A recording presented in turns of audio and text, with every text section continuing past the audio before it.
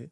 Est-ce que, à l'heure actuelle, il y a encore des peurs qui dirigent tes décisions, par exemple, que ce soit dans le business ou dans le perso ou dans le pro, en général?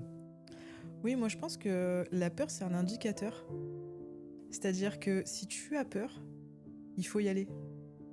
En fait, moi souvent, quand j'ai peur de quelque chose, c'est qu'en fait, il y a une espèce d'excitation qui se crée et en fait, ça m'attire. Parce que un projet qui ne t'attire pas, il ne te fait même pas peur. En fait, il te procure aucune émotion. Et c'est là où on voit l'alignement. Et moi, au début, je disais si j'ai peur, c'est qu'il faut pas que j'y aille. Et maintenant, j'ai changé vraiment et j'ai inversé en me disant si j'ai peur, je dois y aller. Parce qu'il y a quelque chose derrière qui va me faire sortir de ma zone de confort. Et je sais que derrière le fait de sortir de sa zone de confort, Mmh. je vais encore avoir une expérience et donc je vais forcément être dans la progression.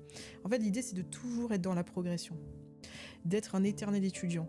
Moi, j'apprends de tout le monde, de tout âge. J'ai vraiment aucune croyance. Si un jour quelqu'un vient et me raconte son rêve, je vais pas rigoler.